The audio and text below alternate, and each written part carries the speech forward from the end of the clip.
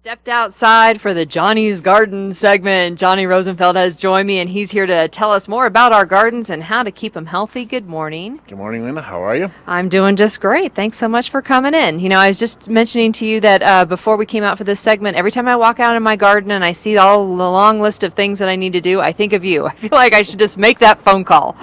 Well, that's great. And now is a perfect time of year to kind of get in there and inspect your garden, see how your plants are doing. Absolutely. We're going to talk about something that's very interesting today, and I've actually seen this on my plants, and that's a powdery mildew. What is that?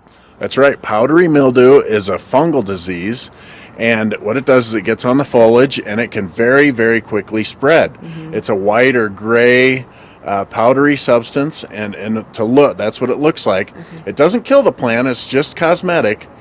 But it does lead to premature leaf drop and some yellowing of the leaves. And if you get veggies, you're going to want to get that off because it inhibits the taste of the fruit and the fruiting ability. Is it caused by moisture, or what causes it? Well, it's a spore. It's a fungal disease. So there are things you can do. But the biggest thing that you can do is increase airflow around the plant and keep crowded conditions down, and so that the airflow can come in and keep the plants dry. Okay, so what is the prime conditions where this powdery mildew would appear, other than cleaning? 60 to 80 degrees, and typically in the shade. Okay. And real crowded conditions. So if your garden's really jamming and you've got some really thick, dense conditions, get in there and prune some things out and make sure that you've got airflow around all the plants. Once you find that powdery mildew, what do you do? Okay, there are a couple things you can do. They're pretty simple steps. And so, obviously, the first thing is to wash off. It's real simple. You can wash off the leaves, which sounds kind of counter to what we're trying to do. But you wash off the leaves early in the morning so that the plants dry every day. Okay. That's the best thing you can do. Then the second thing you can do is there's a substance that you can do right at home. You take 1 tablespoon of baking soda, half a teaspoon of dish soap, to a gallon of water, and you can mix that up and spray it on the leaves, and that will help prevent powdery mildew. It's okay just to spray them? Just right on the leaves? Or just on the leaves, yep.